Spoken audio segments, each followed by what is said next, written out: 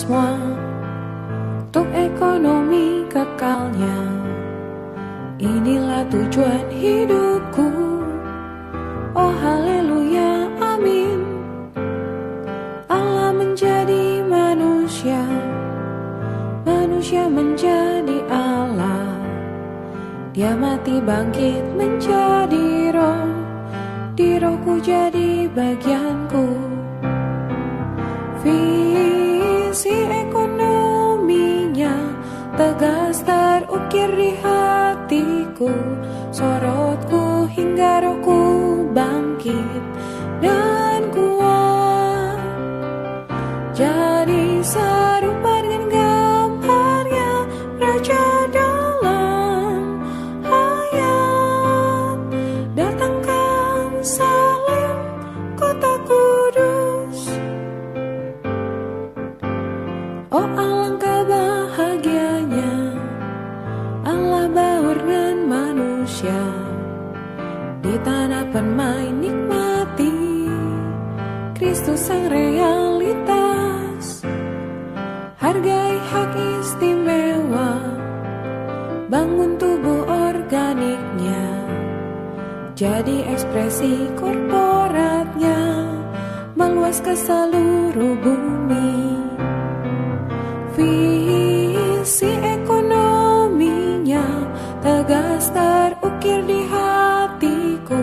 Sorotku hingga rohku bangkit dan kuat, jadi serupa dengan gambarnya Raja dalam hayat. Datangkan salam kota kudus. Hati gembira roh berat terhadap puncak visi ini. Aku perlu kuasa bangkit untuk dapat dibangunkan. Tindak tanduk menurut roh, baginya menabur benih, menjadi model korporatnya seperti yang Tuhan kerjakan. Visi ekonominya tegas terukir di hatiku. Sorotku hingga rohku bangkit dan kuat, jadi serupa dengan gambarnya Raja dalam hayat. Datangkan salam kota kudus.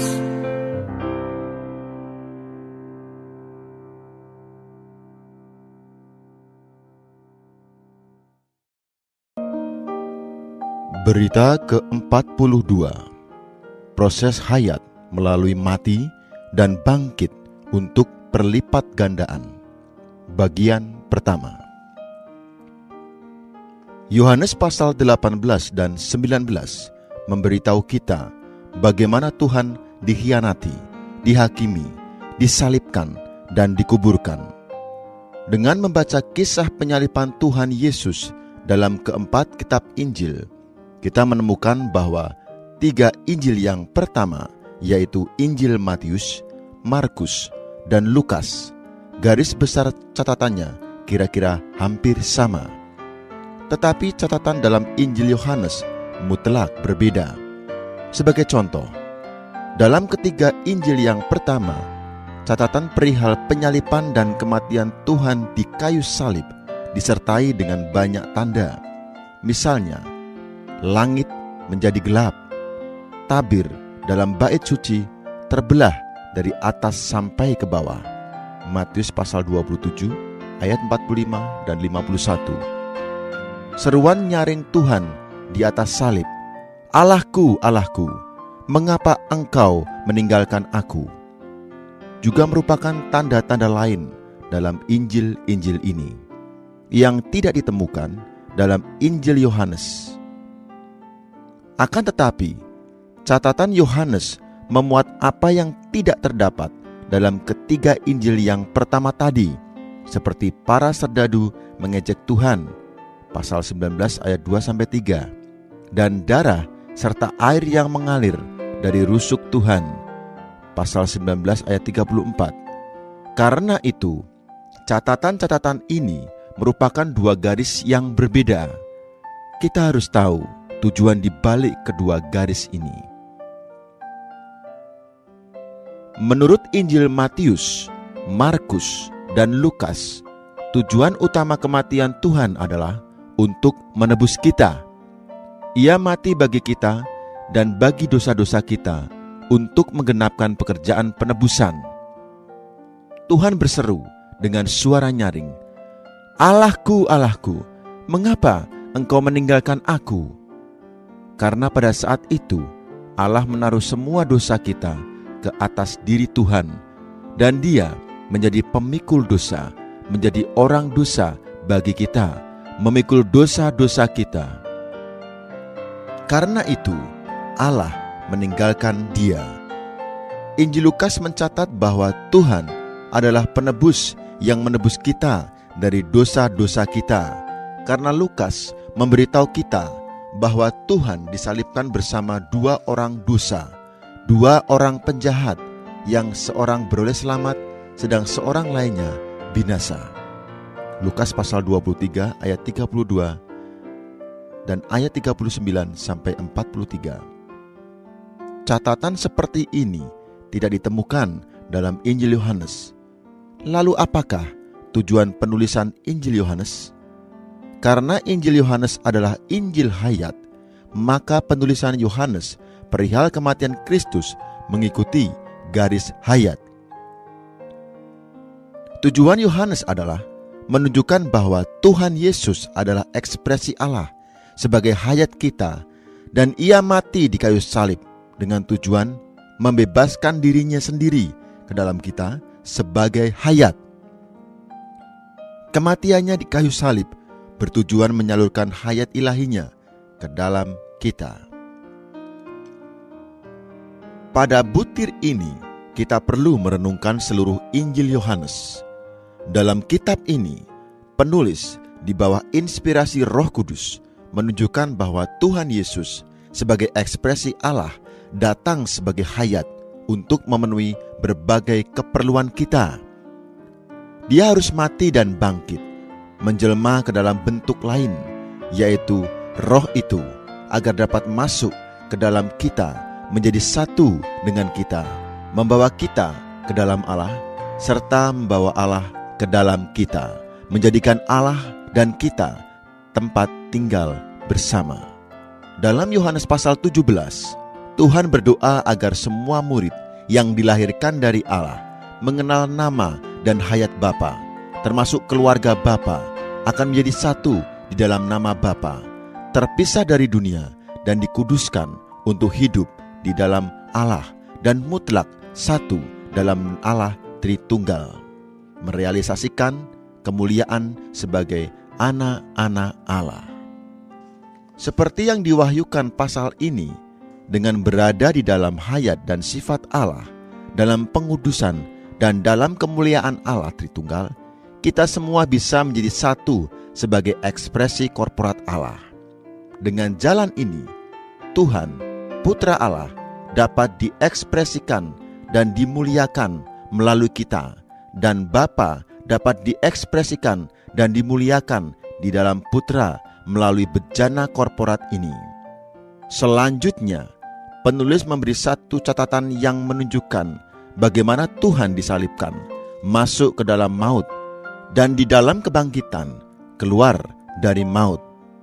Dengan memperhatikan seluruh gambaran ini, kita akan dapat melihat tujuan catatan mengenai kematian Tuhan dalam pasal 18 dan 19. Saya mengapresiasi judul berita ini, proses hayat melalui mati dan bangkit untuk perlipat gandaan. Saya terutama menyukai kata-kata melalui atau melewati proses dan perlipat gandaan. Yohanes pasal 18 hingga pasal 21 menghayyukan bahwa hayat telah melalui suatu proses sehingga menjadi berlipat ganda. Satu biji gandum telah berlipat ganda menjadi banyak gandum. Pasal 12 ayat 24.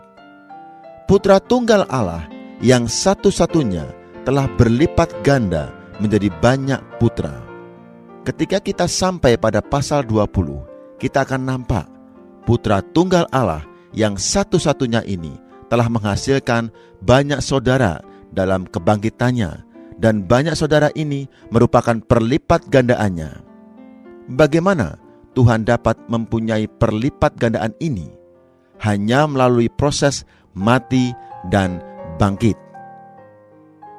Kesatu, dengan kemauan sendiri dan dengan berani menyerahkan diri sendiri untuk melalui proses. Tuhan dengan sengaja dan penuh keberanian menyerahkan dirinya sendiri untuk melalui atau melewati proses. Ini berarti ia masuk ke dalam maut secara sukarela. Dalam Yohanes pasal 10, ia memberitahu kita bahwa ia akan dengan sengaja menyerahkan nyawanya bagi kita. Ia adalah Tuhan hayat. Ia adalah hayat. Ia mempunyai kuasa untuk mati, dan ia pun mempunyai kuasa untuk bangkit. Dengan kemauannya sendiri, ia masuk ke dalam maut dan keluar lagi. Ia tidak ada persoalan dengan maut. Karena itu, ia tak perlu mati. Apakah ia akan mati atau tidak? Itu adalah hak istimewanya. Ia bisa saja memutuskan untuk mati atau tidak. Akan tetapi, bagi kita, kematian bukan suatu masalah pilihan. Ketika maut datang menimpa kita, kita tak dapat berkata, "Maut, aku masih belum siap, datanglah kembali kali lain." Kita tak mempunyai kekuatan atau kuasa untuk menolak maut. Ketika maut tiba, setiap orang harus tunduk kepadanya. Tetapi tidak demikian dengan Tuhan, karena Ia adalah Tuhan atas hayat dan juga adalah hayat itu sendiri.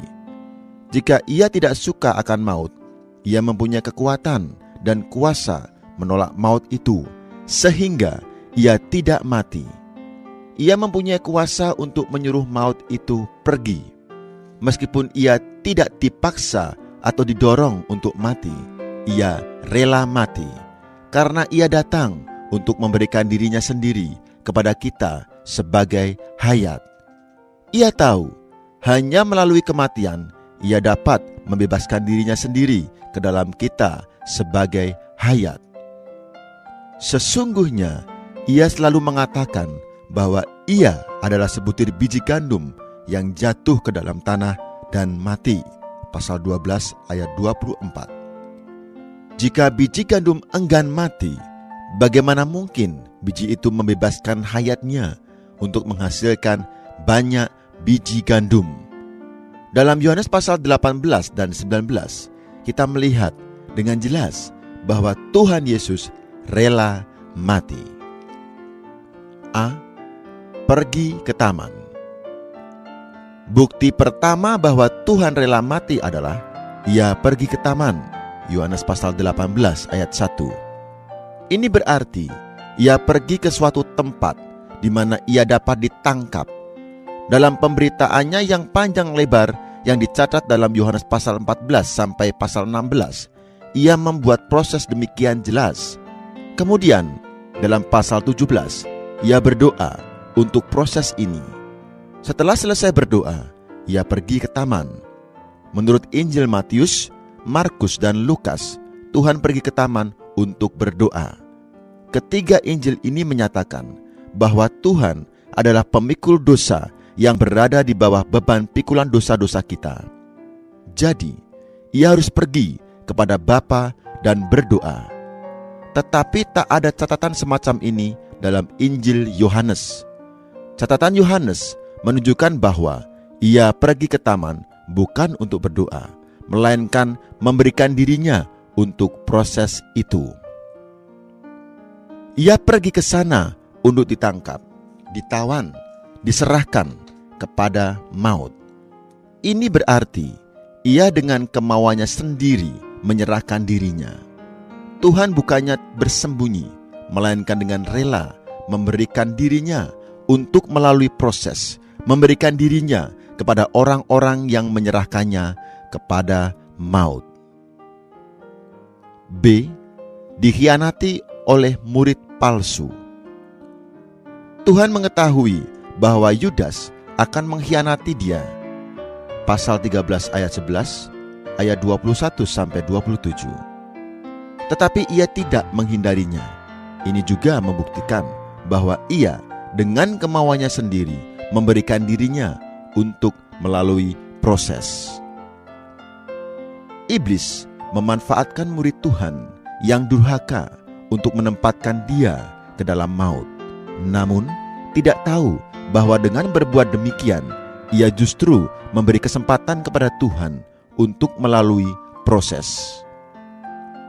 Tuhan menggunakan kesempatan ini sebagai suatu kesempatan untuk dimuliakan. Pasal 13 ayat 31-32, yaitu diperbanyak melalui mati dan bangkit. C. Aku adalah yang rela ditangkap. Petunjuk lain atas kerelaan Tuhan untuk mati adalah bukan orang-orang itu yang menemukannya, melainkan ia yang datang kepada mereka. Yudas, murid palsu, datang dengan dua golongan orang, politikus dan agamawan. Para prajurit adalah kaum politikus, sedang wakil-wakil dari imam-imam serta orang-orang Farisi adalah agamawan. Agamawan bekerja sama dengan politikus untuk menyerahkan hayat Tuhan kepada maut. Akan tetapi, bukannya mereka yang mendapati Tuhan, melainkan Tuhan yang datang kepada mereka. Para serdadu bukannya datang kepada Tuhan dan menangkapnya ketika ia berdoa. Bukan, Tuhan pergi menjumpai mereka dan berkata, "Siapakah yang kamu cari?" Yohanes pasal 18 ayat 4. Jawab mereka, "Yesus dari Nazaret." Yohanes pasal 18 ayat 5. Tuhan lalu menjawab, "Akulah dia." Ketika mereka mendengar perkataan ini, mundurlah mereka dan jatuh ke tanah. Yohanes pasal 18 ayat 6. Mereka dikejutkan oleh perkataan "Akulah dia", yang merupakan makna dari nama Yehova. Ini menunjukkan bahwa persona yang mereka datangi dan tangkap adalah Allah Yehova. Tuhan bukannya mengambil kesempatan ini untuk melarikan diri, melainkan bertanya untuk kali kedua, "Siapakah yang kamu cari?"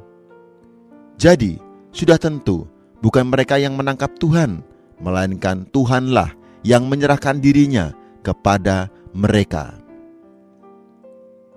Nama Yehova berarti Aku adalah itu. Tuhan Yesus adalah Aku adalah yang agung. Dalam Yohanes pasal 8 ayat 24, Tuhan memberitahu orang-orang Yahudi, "Jikalau kamu tidak percaya bahwa Akulah dia, Aku adalah, kamu akan mati dalam dosamu." Dengan kata lain, jika mereka tidak percaya bahwa Yesus adalah Yehova, Allah itu, mereka akan mati dalam dosa mereka. Orang-orang Yahudi mendengar ini, dan ketika mereka mendengarnya sekali lagi, mereka jatuh ke tanah dengan ketakutan. Tuhan berbicara dengan mereka pada kali kedua. Tanyanya, "Siapakah yang kamu cari?" Ia bukannya ditangkap, ia menyerahkan dirinya sendiri kepada mereka, membuktikan kerelaannya untuk mati. Jika ia tidak rela mati, tak seorang pun dapat menangkapnya. Karena ia dapat membuat setiap orang menjadi gentar dan menyebabkan mereka jatuh ke tanah. Ia hanya perlu mengucapkan sepatah kata, dan semua orang yang ingin menangkapnya akan rebah. Bagaimana mungkin mereka dapat menangkapnya bila ia tidak rela ditangkap? Ini membuktikan bahwa tujuan Injil Yohanes adalah menunjukkan bahwa Tuhan adalah Tuhan hayat, dan ia rela mati untuk membebaskan dirinya sendiri sebagai hayat. D. Melindungi murid-murid dengan cara yang mudah. Ketika Tuhan menyerahkan dirinya kepada orang-orang itu, ia melindungi murid-muridnya dengan cara yang mudah. Dalam Yohanes pasal 18 ayat 8, Yesus berkata, "Telah kukatakan kepadamu, Akulah dia. Jika aku yang kamu cari, biarkanlah mereka, murid-murid, ini pergi. Dengan demikian, genaplah firman Tuhan dalam Yohanes pasal 17 ayat 12, di mana ia berkata, tidak ada seorang pun dari mereka yang binasa. Di sini kita melihat bahwa di bawah pengkhianatan oleh murid yang palsu, ditangkap oleh sepasukan prajurit, Tuhan tetap dengan baik memelihara murid-muridnya. Ini mewahyukan bahwa Dia dengan tenang melalui proses kematian. Ia sama sekali tidak gentar karena maut yang ada di sekelilingnya. Tanpa banyak perlawanan. Kerelaannya untuk mati juga disebabkan oleh peristiwa pemotongan telinga kanan Malkus, seorang hamba imam besar. Yohanes pasal 18 ayat 10-11. Petrus, seorang saudara yang kasar, tidak mengerti tujuan Tuhan. Sekalipun maksudnya adalah untuk menolong Tuhan, namun ia malah menimbulkan kesulitan. Maka kata Tuhan Yesus kepadanya, sarungkan pedangmu itu. Bukankah aku harus minum cawan yang diberikan Bapa kepadaku? Tuhan memberitahu Petrus agar menyarungkan pedangnya, karena ia datang untuk menggenapkan maksud hati Allah, yaitu memberikan dirinya sebagai hayat kepada yang lain. Tuhan rela meminum cawan dari Bapa. Ia tidak menolak cawan itu. Tuhan bukan dipaksa mati, melainkan ia dengan rela memberikan dirinya kepada maut, sehingga ia dapat membebaskan hayatnya untuk menghasilkan banyak buah. Dalam Yohanes pasal 18 ayat 10-11, kita melihat bahwa Tuhan tidak memberikan perlawanan apapun atas penawanan dirinya. Dengan jalan menyerahkan dirinya kepada maut, Tuhan membuktikan bahwa Dia adalah hayat. Tanpa kematian, bagaimana dapat membuktikan bahwa Dia adalah hayat? Ketika Tuhan menjadi manusia, pertama-tama Ia membuktikan bahwa Dia adalah Allah. Sekarang, dalam pasal 18 dan pasal 19, Ia sedang masuk ke dalam maut untuk membuktikan bahwa Dia adalah hayat. Bagaimana kita dapat mengetahui bahwa Tuhan adalah hayat? Melalui masuknya Dia ke dalam maut dan tidak ditaklukkan oleh maut itu. Tuhan tidak dapat digentarkan, direpotkan, dikekang, atau dikendalikan oleh maut. Sewaktu kita membaca kedua pasal ini, kita menemukan bahwa Tuhan masuk ke dalam maut, mengalahkan dan menaklukkan maut itu. Dalam kedua pasal ini terdapat banyak bukti yang menunjukkan Tuhan mengalahkan dan menaklukkan maut. Pertama, Tuhan tidak dapat digentarkan oleh maut. Ketika Tuhan mengetahui bahwa pihak agamawan dan pihak politikus mendatanginya untuk menangkapnya serta menaruhnya ke dalam maut, Ia tidak merasa takut. Dengan berani Ia menjumpai mereka dan menyerahkan dirinya kepada mereka. Kedua, Tuhan tetap tenang ketika maut mendatanginya. Di hadapan maut, Ia tetap melindungi murid-muridnya dengan cara yang mudah, yaitu memberitahu para penangkapnya supaya membiarkan murid-muridnya pergi. Andaikan sekelompok polisi datang untuk menangkap Anda, bisakah Anda tetap tenang? Tetapi dalam setiap situasi yang dilukiskan dalam kedua pasal ini, Tuhan tetap tenang. Ia tidak pernah berubah pendirian atau dipengaruhi oleh rasa takut terhadap maut. Demikian pula, Tuhan tetap tenang di hadapan imam besar dan di hadapan Pilatus. Ia demikian tenangnya sehingga ia tidak merasa gelisah sedikit pun sewaktu ia akan disalibkan. Bahkan saat ia di kayu salib, ia tetap masih dapat memperhatikan ibunya. Selama masa penderitaan, segala macam kesukaran ditimpakan ke atasnya. Namun, catatan memperlihatkan bahwa ia selalu tenang. Hayat Tuhan adalah hayat yang dapat menaklukkan dan mengalahkan maut. Melalui penyalipan, ia masuk ke dalam maut, dan melalui kebangkitan, ia keluar dari dalam maut. Bukti apakah yang lebih baik yang pernah ada daripada bukti ini? Yaitu bahwa ia adalah hayat yang tak dapat dipengaruhi, ditaklukkan, dikalahkan oleh maut. Ia mengalahkan maut karena ia adalah hayat kebangkitan.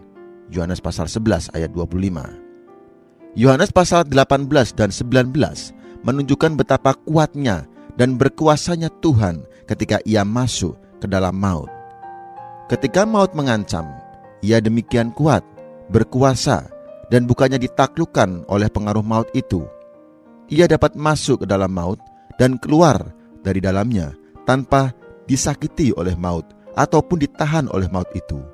Ini adalah bukti yang tegas bahwa ia adalah hayat. Kedua, diperiksa oleh manusia di dalam kewibawaannya. A. Diperiksa sebagai anak domba Paskah. Tuhan diperiksa kewibawaannya oleh manusia. Yohanes pasal 18 ayat 11 sampai Yohanes pasal 19 ayat 6. Diperiksa sebagai anak domba Paskah adalah diuji.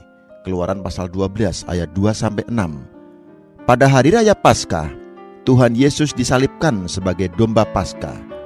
Menurut kebiasaan, sebelum domba Paskah dibunuh, haruslah diperiksa lebih dulu untuk menentukan apakah domba itu bercacat atau tidak.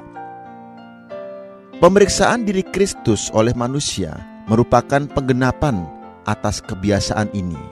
Setelah Pilatus memeriksanya, ia menyatakan, "Aku tidak mendapati kesalahan apapun padanya." Yohanes pasal 18 ayat 38 dan pasal 19 ayat 4 dan 6. Tak ada cacat pada domba Paskah ini.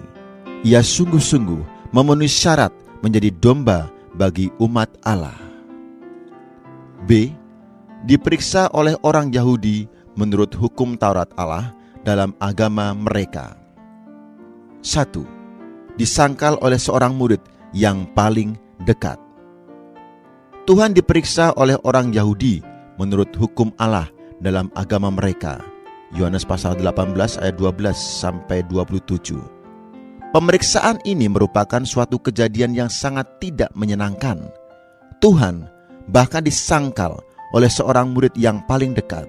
Yohanes pasal 18 ayat 17 sampai 18 dan ayat 25 sampai 27. Ketika ia diperiksa, Petrus menyangkalnya 3 kali. Sanggupkah Anda menerima penderitaan seperti ini? Jika keadaan ini menimpa diri kita, sudah tentu kita akan memarahi Petrus. Tetapi Tuhan tidak mengucapkan satu patah kata pun. 2. Hakim yang dihakimi. Ketika imam besar memeriksa dan menghakimi Tuhan, imam besar itu sendiri juga dihakimi oleh Tuhan dalam kewibawaannya. Yohanes pasal 18 ayat 19 sampai 21. Tuhan tak merasa gentar sedikit pun dan berbicara dengan imam besar itu dengan cara yang agung. Sementara anak domba Paskah diperiksa, pemeriksa itu sendiri diperiksa olehnya, dan segala cacat celah pemeriksa tersingkapkan. C. Diperiksa oleh orang kafir menurut hukum manusia dalam politik mereka. 1. Di bawah kedaulatan Allah. Tuhan diperiksa oleh orang kafir menurut hukum kekaisaran Romawi. Yohanes pasal 18 ayat 28 sampai 38. Hukum kekaisaran Romawi sangat terkenal. Bahkan pada zaman sekarang pun banyak negara yang menyusun hukum-hukum berdasarkan hukum mereka. Sebelum Tuhan diperiksa oleh orang kafir menurut hukum politik mereka, ia telah diperiksa menurut hukum orang Yahudi dan dituntut hukuman mati. Kemudian ia diperiksa oleh politikus Romawi, oleh hukum kekuasaan duniawi. Hukuman mati menurut hukum orang Yahudi dilakukan dengan merajam narapidana itu hingga mati. Yohanes pasal 18 ayat 31 dan Imamat pasal 24 ayat 16. Andai kata cara hukuman mati seperti itu yang berlaku pada saat itu, boleh jadi Tuhan Yesus dirajam batu hingga mati. Tetapi sudah tentu keadaan itu tidak mengenapi nubuat yang diucapkan Tuhan ketika ia berkata bahwa ia akan ditinggikan sama seperti ular tembaga yang ditinggikan oleh Musa di padang gurun. Yohanes pasal 3 ayat 14. Banyak tahun yang lalu, saya membaca suatu tulisan yang menggambarkan orang-orang menyembelih domba pada waktu hari Paskah. Tulisan itu mengutarakan bagaimana orang-orang Yahudi mengambil 2 potong kayu dan membentuknya menjadi salib. Mereka menaruh domba itu pada salib, mengikat kedua kaki belakang si domba pada kaki salib, dan merentangkan kaki-kaki depan dan mengikatnya pada kayu yang melintang. Kemudian barulah mereka menyembelih domba itu, sehingga semua darahnya ditumpahkan. Jadi, menyembelih domba Paskah merupakan suatu gambaran penyalipan Kristus. Sekalipun cara hukuman mati orang-orang Yahudi terhadap narapidana menurut hukum mereka adalah merajam hingga mati, namun mereka tidak berdaya berbuat demikian terhadap Tuhan. Jadi, orang Yahudi telah kehilangan hak hukum untuk menghukum mati narapidana menurut hukum mereka sendiri. Tak lama sebelum penyalipan Kristus, pemerintah Kekaisaran Romawi mengadopsi penyalipan sebagai suatu cara untuk menghukum mati narapidana. Hal ini telah ditentukan di bawah kedaulatan Allah supaya nubuat-nubuat mengenai penyalipan Kristus tergenapi. Yohanes pasal 19 ayat 31 sampai 32 dan pasal 12 ayat 32 sampai 33. 2. Hakim yang dihakimi. Sementara Pilatus menghakimi Tuhan Yesus, ia sendiri malah dihakimi oleh Tuhan dalam kewibawaannya. Yohanes pasal 18 ayat 33 sampai 38a. Pilatus sebagai seorang gubernur Kekaisaran Romawi, sikapnya sangat pengecut. Ia merupakan contoh yang tepat dari seorang politikus. Meskipun ia mengetahui apa yang benar dan apa yang salah, ia tidak berbeda dengan semua politikus, takut terhadap orang banyak. Demikianlah keadaan politikus-politikus hari ini. Pilatus tidak mendapati kesalahan pada diri Tuhan Yesus. Ia tahu bahwa Tuhan Yesus tidak melakukan sesuatu apapun yang salah. Tetapi suara orang banyak menaklukkannya, dan ia bukan seorang yang jujur, tulus, dan setia. Ketika Tuhan dibawa ke hadapan Pilatus, sekali lagi kelihatannya Pilatuslah yang menghakimi dia. Tetapi akhirnya Tuhanlah yang menghakimi Pilatus. Seperti yang telah kita ketahui, salah satu sifat khas Pilatus adalah sifat pengecutnya. Sebab ia takut kepada orang-orang Yahudi. Ia tahu bahwa Tuhan Yesus tidak berdosa, dan ia pun menyatakan bahwa ia tidak menemukan kesalahan apapun padanya.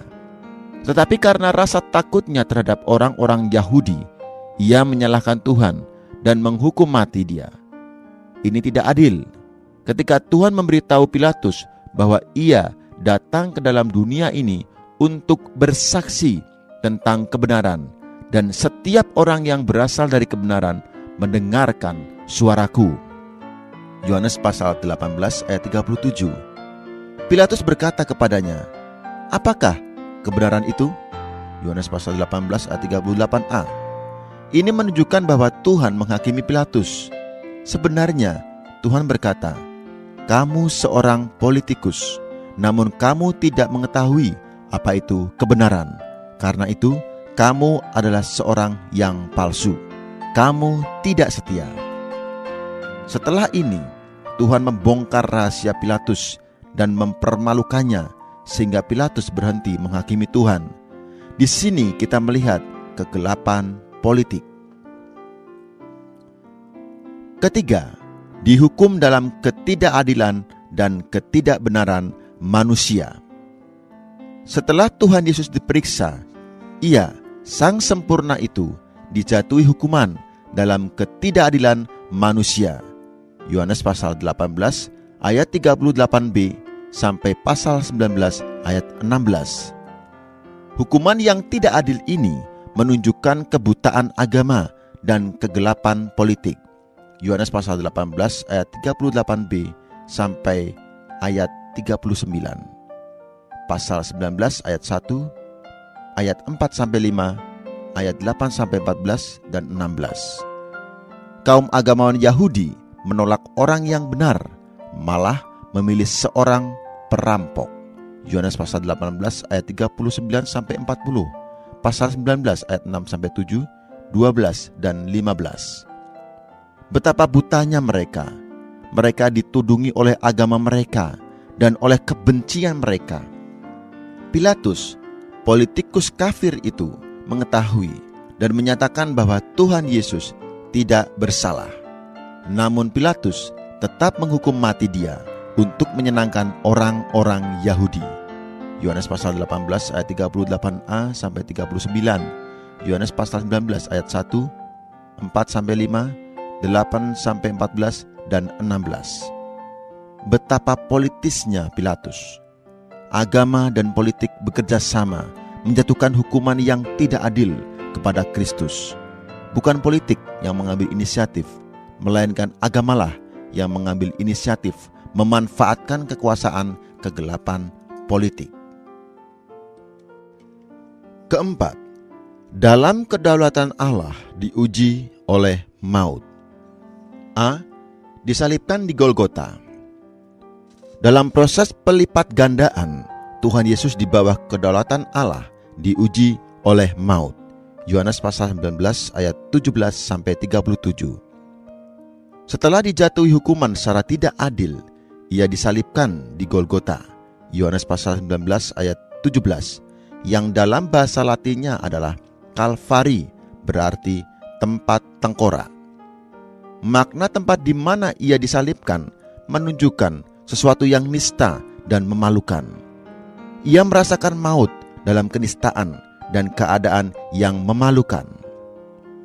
B. Terhitung di antara pemberontak-pemberontak. Di Golgota, mereka menyalibkan dia. Bersama dengan dia disalibkan juga dua orang lain sebelah menyebelah, sedangkan Yesus di tengah-tengah. Yohanes pasal 19 ayat 18.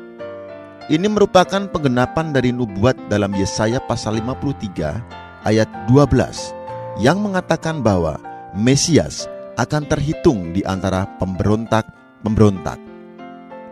Ia bukan hanya ditaruh ke dalam maut di tempat yang nista dan memalukan, tetapi juga digolongkan dalam barisan pemberontak-pemberontak dan diperlakukan sebagai seorang pemberontak. C. Dibunuh oleh manusia yang diwakili oleh agama Yahudi, politik Latin atau Romawi, dan kebudayaan Yunani. Menurut kedaulatan Allah, Tuhan dibunuh oleh manusia yang diwakili oleh agama Yahudi, politik Romawi, dan kebudayaan Yunani. Yohanes pasal 19 ayat 19 sampai 22. Yohanes pasal 19 ayat 19 mengatakan, Pilatus menyuruh memasang juga tulisan di atas kayu salib itu, bunyinya, Yesus orang Nazaret, Raja orang Yahudi. Kata-kata itu tertulis dalam bahasa Ibrani, bahasa Latin, dan bahasa Yunani. Yohanes pasal 19 ayat 20. Bahasa Ibrani mewakili agama Yahudi, bahasa Latin mewakili pemerintahan Romawi, dan bahasa Yunani mewakili kebudayaan Yunani. Ketiganya digabungkan, mewakili seluruh umat manusia di dunia. Ini menyatakan bahwa Tuhan Yesus sebagai anak domba Allah dibunuh oleh seluruh umat manusia dan juga untuk seluruh umat manusia. Ketika imam besar agama Yahudi meminta kepada Pilatus untuk mengubah apa yang telah ditulisnya, Pilatus menjawab, "Apa yang kutulis tetap tertulis." Pasal 19 ayat 22. Apa yang telah ditulis oleh Pilatus bukan berasal dari dirinya sendiri, melainkan di bawah kedaulatan Allah, dan ia tak dapat mengubahnya. D. Para prajurit mengundi jubahnya. Agama itu buta, politik itu gelap, gubernurnya palsu, dan para serdadu serakah. Ketika mereka selesai menyalibkan Yesus, mereka mengambil pakaiannya dan membagikan masing-masing satu bagian untuk satu prajurit. Karena jubahnya tidak berjahit, maka mereka membuang undi untuk menentukan siapa yang mendapatnya. Yohanes pasal 19 ayat 23-24. Ini bukan kehendak prajurit-prajurit itu sendiri, melainkan berasal dari kedaulatan Allah. Hal ini terjadi supaya nubuat dalam Mazmur pasal 22 ayat 19 tergenapi. Melalui ini, kita mengetahui bahwa kematian Tuhan adalah rencana kedaulatan Allah. Jika Allah tidak merencanakan hal ini, tak seorang pun dapat menyerahkan Tuhan sang hayat kepada maut. Semuanya untuk menggenapi nubuat-nubuat, membuktikan bahwa kematian Tuhan bukan karena kehendak manusia, melainkan karena kedaulatan Allah. Menjaga ibunya melalui menyalurkan hayatnya kepada muridnya. Mungkin kebanyakan orang Kristen mengetahui bahwa sewaktu Tuhan disalibkan, Ia mengucapkan 7 buah perkataan. Ketujuh perkataan di atas salib ini sangat terkenal. Perkataan pertama yang Tuhan ucapkan adalah, "Ya Bapa, ampunilah mereka, sebab mereka tidak tahu apa yang mereka perbuat." Lukas pasal 23 ayat 34. Kedua, "Hari ini juga engkau akan ada bersama-sama dengan aku di dalam Firdaus." Lukas pasal 23 ayat 43. Ketiga, "Ibu, inilah anakmu, inilah ibumu." Yohanes pasal 19 ayat 26-27.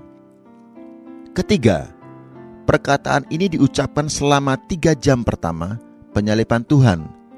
Tuhan berada di atas salib selama 6 jam, dari pukul 9 hingga pukul 15.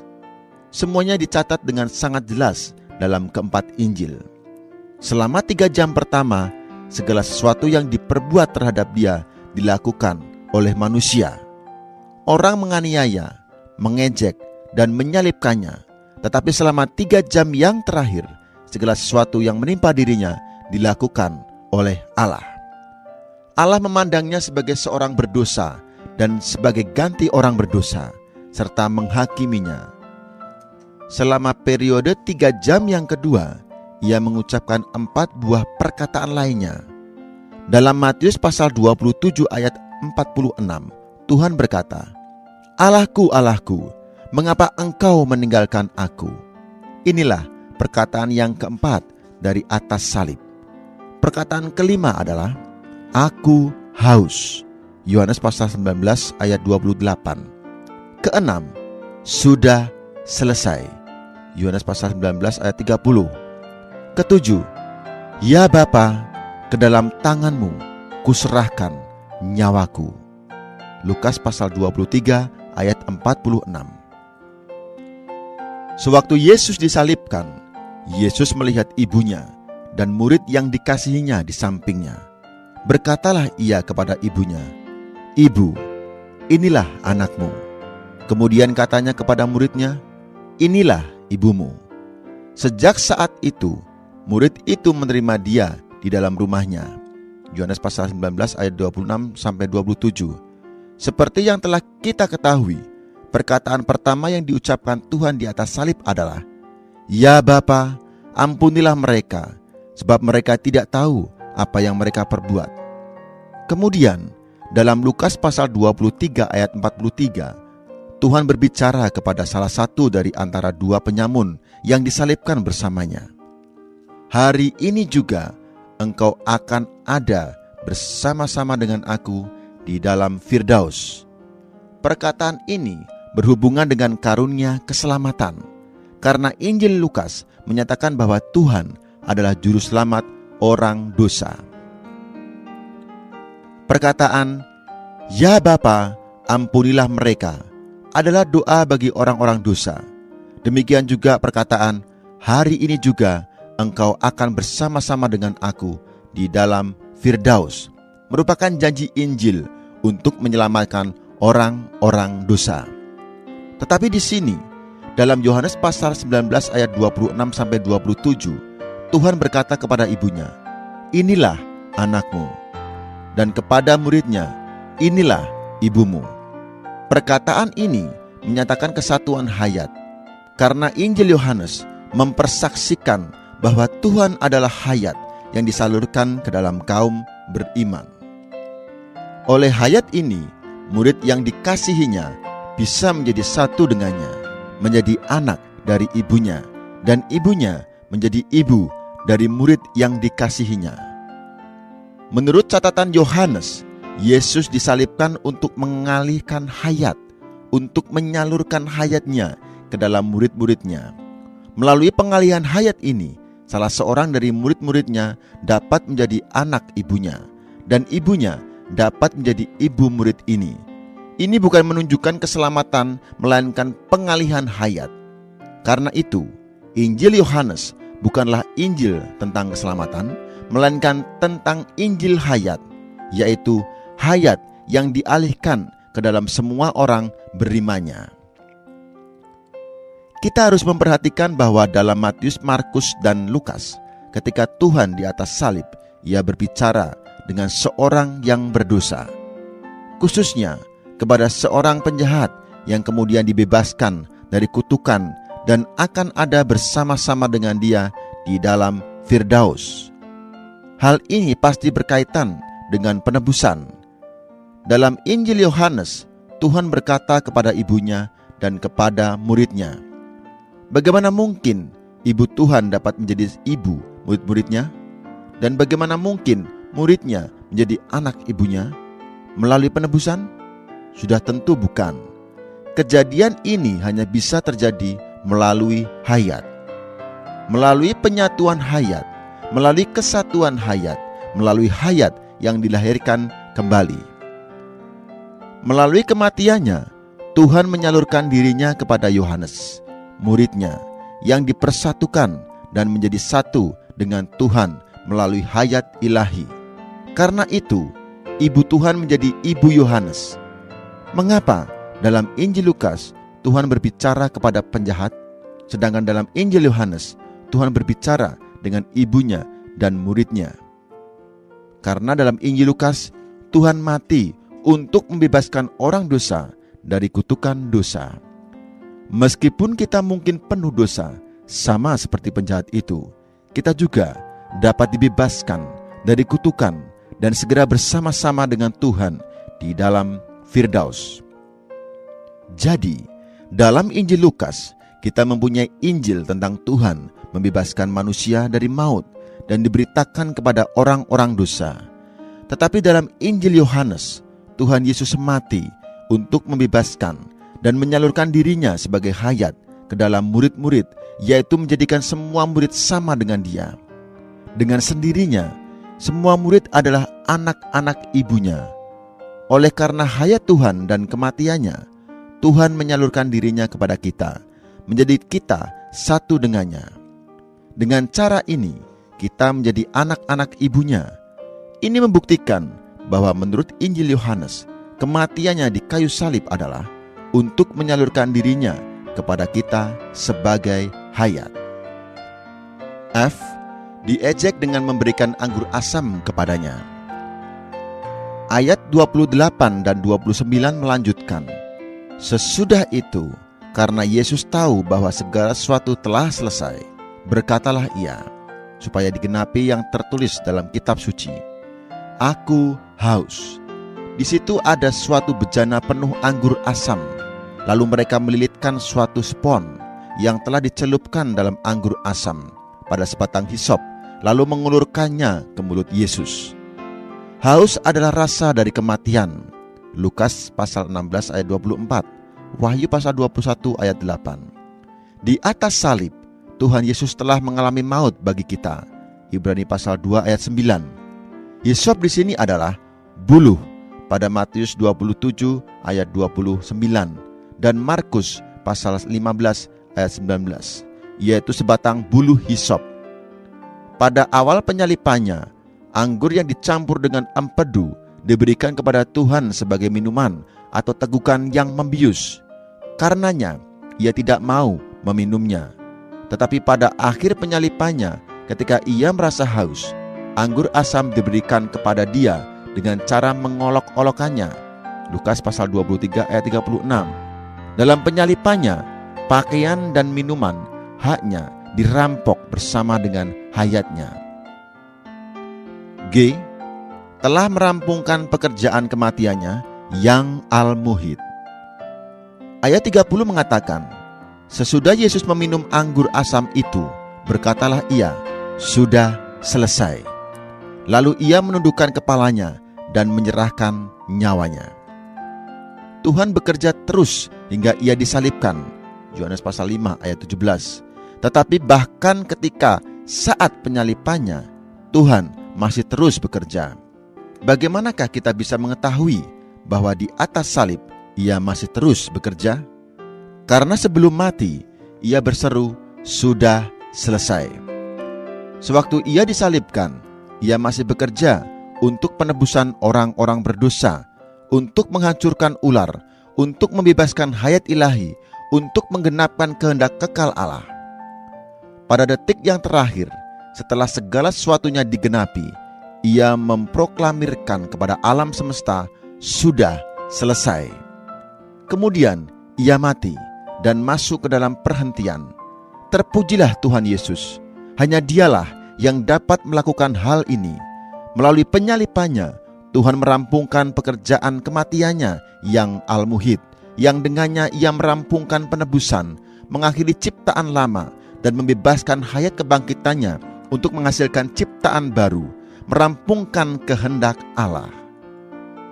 Dalam proses kematiannya, dengan tindakannya, ia membuktikan kepada penentangnya dan kepada orang yang percaya kepadanya bahwa dia adalah hayat.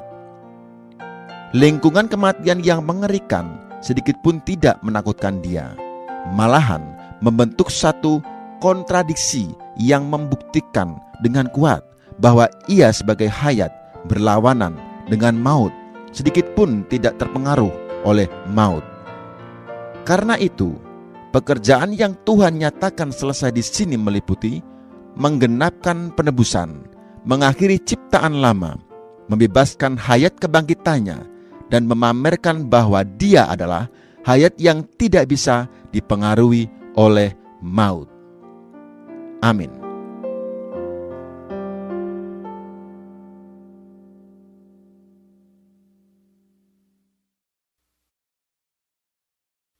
Dok, vitamin apa yang cocok untuk lansia ya? Lansia atau lanjut usia itu adalah tahap akhir dari siklus kehidupan manusia. Dan karena proses penuaan, maka akan ada penurunan berbagai macam fungsi, baik mulai dari fisik, mental, atau penurunan kemampuan dari seorang lansia. Oleh karena itu, untuk menjaga daya tahan tubuhnya, juga untuk mendukung nutrisinya dibutuhkan beberapa vitamin dan mineral. Misalnya salah satunya adalah vitamin B kompleks, yang paling penting adalah kalsium, vitamin D3, zat besi, dan yang utama, lansia harus bisa menjaga pola makan yang sehat, membatasi gula, garam, dan juga beraktivitas yang memang baik untuk lansia.